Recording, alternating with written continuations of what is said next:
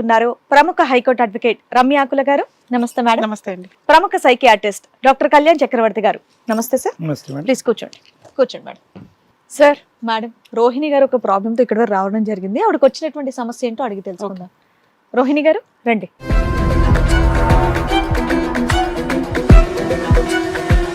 నమస్తే అమ్మా. రోహిణి, చూస్తే చిన్నమ్మాయిలా ఉన్నావు, ఏమనుకోకపోతే మీ వయసు ఎంతో తెలుసుకోవచ్చా? 23 మ్యామ్. 23యా? ఓకే. ఏం చేస్తూ ఉంటారు మీరు? డిగ్రీ కంప్లీట్ అయిపోయింది. ఓకే. జాబ్ ఏమైనా చేస్తున్నారా? జాబ్ చేశాను, కానీ అంటే నా హెల్త్ ఇష్యూస్ వల్ల నేను జాబ్ చేయలేకపోయాను. మీకు పెళ్ళయిందా? మ్యారేజ్ అయింది. పిల్లలు నేను ఇంకా వద్దు అనుకుంటున్నాను అనమాట. పెళ్ళి ఎంత కాలం అవుతుంది? 4 years అవుతుంది. 4 years అవుతుందా? లవ్ మ్యారేజా అరేంజ్డా? Arrange marriage. Arranged marriage. 19 years మీకు పెళ్లి చేస్తారా? అంటే ఫ్యామిలీ సిచ్యువేషన్. హెల్త్ ఇష్యూస్ ఏంటమ్మా నీకు? అంటే నేను ఎక్కువ స్ట్రెస్ తీసుకుంటాను అనమాట. దేనికి? ఇక ఫ్రెండ్స్ దగ్గర నేను ఉండేసి ఎక్కువ బియ్యం తినడం నాకు అలవాటు. కాదమ్మా, మీకు పిల్లలు లేరన్నారు. సో 19 years కి చక్కగా పెళ్లి అయిపోయింది. మీరు బయట వర్క్ కూడా చేయట్లేదు. మేడం, అంటే 5-6 years నుంచి మా ఫ్రెండ్స్ తోటి ఉంటాను అనమాట. అయితే వాళ్ళు బియ్యం బల్పంలో అవి తింటుంటే నాకు అలవాటు అయింది. 5-6 years నుంచి ఫ్రెండ్స్ దగ్గర ఉండడం ఏంటి? Okay okay. చిన్నప్పుడు పెళ్లికి ముందు అయితే అట్లా అలవాటై నా బ్లడ్ స్కిల్స్ అనేసి తక్కువ అయినాయి. బ్లడ్ సెల్స్ తక్కువ అవటం వల్ల అది అలవాటు అవుతుంది, కానీ అది అలవాటు అవటం వల్ల బ్లడ్ సెల్స్ సరే. నువ్వేం తింటావు? నేనేం తిన్నాను? బియ్యం తింటానన్నావుగా. బియ్యం తింటావు? అన్నం తినవా? బియ్యం తింటావు? వండుకోవాల్సిన అవసరం. బలపాలు తినవా నువ్వు? బలపాలు తింటా. ఎందుకు దొరకవనా? తింటావా? తింటా.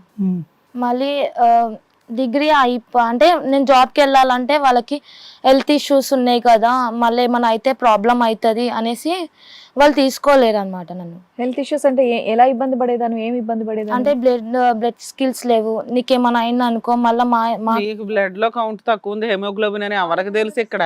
అంటే నీరసంగా పడిపోతావా ఏంటి? పడిపోతానని. పడిపోతావా? వీక్ అయిపోయి ఫెయింట్ అయిపోతావు. వీక్ అయిపోతాను.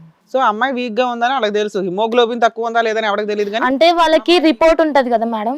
ఎవరికి? అంటే వాళ్ళు చెక్ చేపిస్తారు, హెల్త్ చెక్ చేస్తారు అనమాట. అవునా? జాబ్కి వెళ్ళే ముందు హెల్త్ చెకప్ చేయిస్తారా?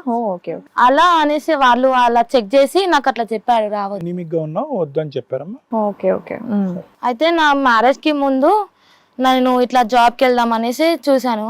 అయితే మా పేరెంట్స్ ఉండేసి ఒక అబ్బాయి ఉన్నాడు, ఆ అబ్బాయిని నేను ఇచ్చి పెళ్లి చేస్తా, అతనికి అన్నీ ఉన్నాయి, అతని బ్యాక్గ్రౌండ్ ఒక అంటే ఇల్లు ఉంది, ఆస్తి ఉంది, నీకు జాబ్ ఉంది, డబ్బు చాలా పెళ్లి చేస్తే సెటిల్ అయిపోతామని మీ వాళ్ళు ఆశపడ్డారు. అట్లానే నేను పెళ్లి చేసుకున్నాను. పెళ్లి చేసుకుంటే అతను ఏం చేశాడు, అతనికి పాస్ట్ ఒక లవ్ ఉందంట. మీకు ఆయనకి ఎంత ఏజ్ డిఫరెన్స్ ఉంటుందండి? 5 years. పాస్ట్ లవ్ ఉంది అతనికి. ఎప్పుడు తెలిసింది నీకు అతనికి ఒక లవ్ ఉందని? మ్యారేజ్ అయిపోయాక. అయిపోయిన ఎంతకాలం తెలిసింది? మ్యారేజ్ అయిపోయినాక 2.5 years 3 years. ఎలా తెలిసిందమ్మా? ఎలా తెలిసిందంటే అతను మా తోటి ఉండే అనమాట, అంటే నాతోటే ఉండే. అయితే నేను ఇంట్లో ఉన్నప్పుడు ఆయన బయటికి వెళ్ళినప్పుడు ఆయన వెయిటింగ్ కాల్ వచ్చేది అనమాట. అయితే ఆయన ఆఫీస్లో చేసేది. అరే ఈయనకి డైలీ ఆఫీస్ పనిలో కాల్ వస్తుంది కదా అనేసి నేను సైలెంట్ ఉంటా. 5-6 months వరకు చూసా. తర్వాతకి మా ఇంట్లో వాళ్ళే డౌట్ పడ్డాడు అనమాట. ఆయన ఎందుకుకే కాల్ మాట్లాడుతున్నాడు, ఎవరితో మాట్లాడుతున్నాడు అనేసి వాళ్ళు నాకు చెప్పినారు. అంటే ఒక రాయి వేసినారు, ఒక్కొక్కే కాల్ ఎందుకు మాట్లాడుతున్నాడు, ఫోన్లోనే ఎందుకు చూస్తున్నాడు అనేసి. అంటే ఆయన ఆఫీస్ వర్క్లే, మనం ఎందుకు పట్టించుకోవడము అనేసి నేను అన్నా వాళ్ళకి. అయితే సరే అని చూసా ఒక 1 month. అవును, నాకు కూడా ఒక డౌట్ వచ్చింది, నేను కూడా చూడాలి కదా అని డౌట్ వచ్చింది. చూసినా ఒకసారి నేను కూడా లాక్, అంటే ఆయన ఫోన్ నేను ఎప్పుడు నాకు నమ్మకం ఉందన్నమాట ఆయన మీద. సరే ఒక్కసారి వీళ్ళందరూ ఇట్లా అంటున్నారు కదా, మా ఫ్రెండ్స్ కూడా చూసినారు కదా అనేసి నేను ఒకసారి చూశాను అనమాట. ఆయన ఫోన్ లాక్ తీసి చూస్తే ఒక అమ్మాయి, అంటే వాళ్ళ పాస్ట్ లవ్ అనమాట. ఆ చాటింగ్ లిస్ట్ మొత్తం నేను చదివి, ప్రెజెంట్ కాదు పాస్ట్ దమ్మా, అదంతా నువ్వు చదివింది? పాస్ట్ నుంచి అది ఇంకా నడుస్తుంది, కంటిన్యూ అవుతుంది, కంటిన్యూటీ ఉంది. అయితే ఇక మళ్ళీ మధ్యలో రాగానే నేనే అడుగుదామని ట్రై చేసిన, ఇది ఎంతకాలం నడుస్తుందో నడవని అనేసి నేను చూసిన అనమాట. మీకు తెలిసిన తర్వాత ఎంతకాలం కామ్గా ఉన్నారు మీరు అడగకుండా? ఒక 2-3 months. కాల్ వెయిటింగ్ కి ఒక 6 months వెయిట్ చేసావు, మళ్ళీ తెలిసిన తర్వాత మళ్ళీ 3 months వెయిట్ చేసావు. వెయిట్ చేసి ఎందుకు అంత వెయిటింగ్? అంటే ఎవరి దగ్గరికైనా వెళ్ళినా సరే అది నేను తప్పు చేయడానికి నాకు ఒక నమ్మకం. ఓకే, ఓన్లీ ఫోన్లు మాట్లాడడం తప్ప పెద్దగా ఏం తప్పు చేయట్లే, మారతాడేమో ఆగిపోతాడని నువ్వు అనుకున్నావు. ఓకే అమ్మా. ఆగిందా బండి?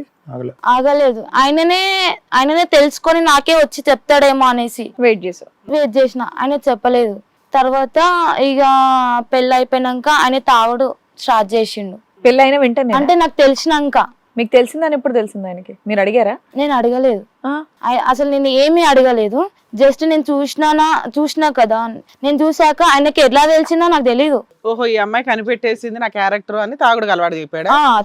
తాగుతూ ఫోన్లు మాట్లాడుతున్నాడా, అది ఆపేసాడా ఫోన్? తాగుకుంటా ఫోన్ మాట్లాడుకుంటా ఆమెను కలుసుకుంటా నాకు తెలీదు. నువ్వు చూసేవని కాదేమోలే అమ్మా, అదొక ఎంటర్టైన్మెంట్ మొదలైందేమో.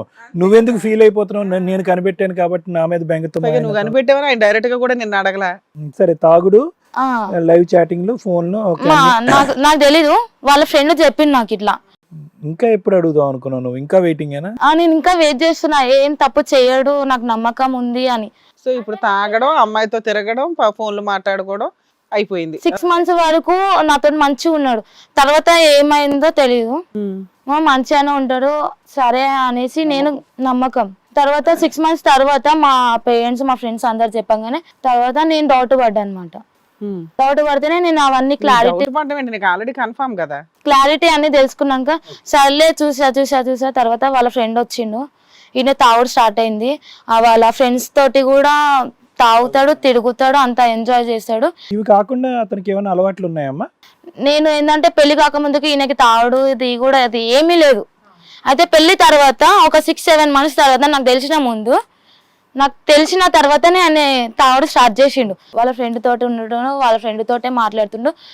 తర్వాత ఆయన బెట్టింగ్ తీసాడు. బెట్టింగ్ ఆడతాడు. అయితే ఏమైందంటే ఆయన బెట్టింగ్ లో మనీ పోయినాయి. ఆ పేపర్ ఏందో పేపర్ అంటే నేను ఏమనుకున్నా అంటే ఏదో సంథింగ్ ఇల్లు కొంటారేమో దానికి సైన్ పెట్టమన్నాడు. కొనాల్సిన ఇల్లు అమ్మేశాడా?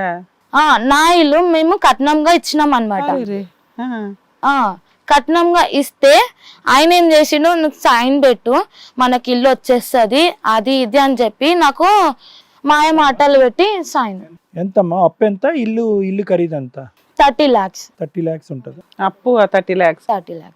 ఇల్లు అమ్మేసి సగం బాకీ తీర్చాడా? అయితే ఆయన నా దగ్గర సైన్ పెట్టుకొని ఆయన వెళ్ళిపోయినాక తర్వాతకి ఆయన ఏం జాబ్ లేదు. ఆయనకి జాబ్ పోయింది. ఒక దిక్కు వాళ్ళ మమ్మీ దగ్గర నుంచి ఆయన సపరేట్ ఉంటున్నాం. ఎప్పటి నుంచి? ఒక 1 year అయిపోయినాక. ఓకే, 1 year అయిపోయినాక సపరేట్ ఉన్నాక ఇక వాళ్ళ ఫ్రెండ్ పరిచయం అయిన అనమాట. ఇక వాళ్ళ ఫ్రెండ్ దగ్గర పోయి డబ్బులు తీసుకొని రావడం, ఇంట్లో గడపడం. ఆయన వాళ్ళ ఫ్రెండ్కి ఏం చెప్పిండో తెలియదు. అదే మా వైఫ్ ఉంది, పనేమి చేయడు, బెట్టింగులు, అమ్మాయిలతో సంబంధాలు, తాగుడు, ఈయన ఖర్చులకి డబ్బులు ఎక్కడి నుంచి వస్తున్నాయో నీకు తెలియదు, ఇంట్లోకి అయితే నడిపిస్తున్నాడు. అంటే దీన్ని బట్టి అప్పులు చేస్తున్నాడు అనేక. అప్పులే ఏదైతే ఘోరం జరగకూడదు అది. ఇప్పుడు నీ ఫ్రెండ్ అతని ఫ్రెండ్ ఇతను ఏం మాట్లాడుకున్నారమ్మా? అయితే వాళ్ళ ఫ్రెండ్ ఏమన్నాడు అంటే నేను ఇస్తానరా, మీ వైఫ్ ఎవరో మాకు చూపి అనేసి అన్నాడు. అప్పిస్తాను చూపి అని అన్నాడు. మళ్ళీ మా హస్బెండ్ ఉండేసి ఏమన్నాడు అంటే మా వైఫ్ ని నేను నీ చేతిలో పెట్టేస్తా, ఎక్స్చేంజ్ నువ్వు నాకు డబ్బులు నా భార్యని నీకు ఇస్తా, నువ్వు నాకు ఎంత కావాలో నువ్వు నాకు అంత ఇచ్చేసి. అది నువ్వు విన్నావా ఆ మాటలు? వినలేదు, నాకు వాళ్ళ ఫ్రెండ్ చెప్పిండు. మీ ఆయన నాకు అమ్మేశాడు నిన్ను, మీ ఆయనకి డబ్బు ఇచ్చాను అన్నాడు. ఎంత ఇచ్చాడంట? 25 లక్షలు ఇచ్చిండంట. ఏం చూసి ఇచ్చాడమ్మా? ఏ నమ్మకంతో ఇచ్చినాడో నాకు తెలీదు. ఇల్లు కూడా లేదు కదా? లేదు. అదే నాకు అదే డౌట్ వచ్చింది, నాకు అదే విచిత్రం అనిపిస్తుంది. ఆయన అడిగావా? నేను అడిగాను ఎక్కడి నుంచి వచ్చినాయి మీకు డబ్బులు అనేసి. అంటే నేను ఒక గేమ్ ఆడుతున్నా, అంటే నేను ఎక్కడి నుంచన్నా తీసుకొస్తా, ఎక్కడి నుంచన్నా పెడతా నీకు. ఇప్పుడు వాళ్ళ ఫ్రెండ్ ఒకడు వచ్చి నీకు బాంబు పేల్చాడు కదా, మీ ఆయన నిన్ను నాకు అమ్మేశాడు అని. ఎరా నువ్వు నన్ను అమ్మేసావని చెంప పగలగొట్టి అడిగావా లేదా అని అడుగుతా. అది నాకు వాళ్ళ ఫ్రెండ్ ఎట్లా అంటే నేను స్లో వచ్చేస్తున్నాను మేడం, నేను అంత క్లారిటీ చెప్తున్నా. అయితే వాళ్ళ ఫ్రెండ్ వచ్చి ఇట్లా మాట్లాడినాడంట, మీ వైఫ్ ని మా దగ్గర నాతోటి మాట్లాడనీయు అంటే ఆయన చెప్పిండో లేదో నాకు తెలీదు అని. అంటే ఇతను వచ్చేసి మా హస్బెండ్ వచ్చేసి నువ్వు నాకు 25 లక్షలు మా వైఫ్ తోటి నువ్వు మాట్లాడు అని అది ఇది అని మాట్లాడింది. సరే అని ఈయన దగ్గర ఎలా నెంబర్ తీసుకున్నా తెలీదు, వాళ్ళ ఫ్రెండ్ అయితే ఆయన దగ్గర నుంచి నెంబర్ తీసుకున్నాడు. నాకు మెసేజ్ చేసిండు, హాయ్ డార్లింగ్, ఏం చేస్తున్నావు, నీకు చాలా కష్టాలు వచ్చినాయి కదా, నేను ఉన్నా కదా, ఎందుకు బాధపడుతున్నావు, నాకే దిక్కు లేదు, అయినా సరే నేను నీకు పెడుతున్నా, నువ్వు నాకు ఇష్టము, అది ఇది అని సొల్లు మాటలు మాట్లాడి. ఎవర్రా నువ్వు, ఎందుకు ఇట్లా మెసేజ్ చేస్తున్నావు, ఒకసారి నువ్వు నాకు కాల్ చేయంటే ఇదంతా స్టోరీ చెప్పిండు. మీ ఆయన నా దగ్గర వచ్చి 25 లక్షలు తీసుకున్నాడు మీ ఇల్లు గడపడానికి నా దగ్గర డబ్బులు తీసుకున్నాడు. రిపీటెడ్ గా డబ్బులు కాస్త 25 లక్షలు అయినాయి. అది తీర్చడానికి నిన్ను తాకట్టు పెట్టాడు ఒక రకంగా. అదే తర్వాత మీ ఆయన వచ్చినాక అడిగావా అని అడుగుతున్నా. అదే మేడం, ఇప్పుడు నువ్వు నాతోని ఉంటావా లేదా, ఒక లవర్ లాగా నువ్వు నా లైఫ్ లాంగ్ ఉంటావా లేదా, లేకపోతే ఆ 25 లక్షలు నువ్వు నా చేతిలో పెట్టాలి ఇప్పుడే. నీకు ఇవ్వలేదు కదమ్మా. ఒకటి ఆయన తీసుకెళ్లి జైల్లో వేయాలి, 2 మీ ఆయన చెంప పగలగొట్టి అతను తీసుకెళ్లి జైల్లో వేయాలి. ఆ పని నువ్వు చేసావా? చేయలేదు మేడం. మీరు అంటే నేను ఓపెన్ గా చెప్పాలని నేను చెప్తున్నాను మేడం. ఓకే, అదంతా ఇప్పుడు జరిగింది. ఎక్కడికి వెళ్ళాలో తెలియక మా దగ్గరకు వచ్చావా? ఆడు కథను అమ్మేవా? ఎందుకు, ఎలా నమ్ముతావు? ఎవడో అనామికుడు వచ్చి నీకు ఫోన్ చేసి మీ ఆయనకి 25 లక్షలు ఇచ్చి అంటే ఫ్రెండ్ పెట్టుబడి చదువుకుని నాతో రా అంటే ఎలా వస్తావు? మీ ఆయన్ని అడగాలి కదా నువ్వు, నిజమా కాదా అని. అంటే నేను అడగలేకపోయినా మేడం, ఇప్పుడు ఆయనకు తెలిసింది అనుకో. ఇంత ఫ్రెండ్షిప్ చేస్తున్నావా ఏంటి కొంప తీసి? మరి అది చెప్పవే. మేము ఎందా నుంచి గింజుకునేది ఏంటంటే మీ ఆయన్ని అడిగావా, చెంప పగలు కొట్టావా అంటే లేదు మేడం అంటున్నావు. వెనకాల ఏంటంటే నువ్వు ఆల్రెడీ ఇతనితో ఫ్రెండ్షిప్ కంటిన్యూ చేస్తున్నావు. అంటే నువ్వు 25 లక్షలకి అట్లా అని కాదు మేడం. అసలు వర్షం చెప్పేస్తున్నారు ఇక్కడ, చెప్పండి. అంటే నేను ఒక మంచి పని చేశాను మేడం. మంచి పని చేసావు? ఇప్పుడు నేను ఆయన తోటి మూవ్ కాకపోతే ఆ 25 లక్షలు మళ్ళా అసలు 25 లక్షలు తీసుకున్నారా లేదా, ఫ్రెండ్ దగ్గర తీసుకున్నారా లేదా అని ఫస్ట్ మీ ఆయన అడిగావా? అడగలేదు. ఈయన మెసేజ్ చేశాడు కదా, నువ్వు కంటిన్యూ చేసావు. కాదు తల్లి, మీ ఆయన నిన్న మళ్ళా అప్పు చేసి మళ్ళా నా గోల్డ్ తీసుకొని బెట్టు. అమ్మాయి ఉద్దేశం ఏంటంటే మరి అమాయకత్వం అంటే నాకు అర్థం కాల. నీ ఆస్తి అమ్మేశాడు మీ ఆయన, నీ బంగారం అమ్మేశాడు, నీ గోల్డ్ అమ్మేశాడు మీ ఆయన, నిన్నే అమ్మేశాడు.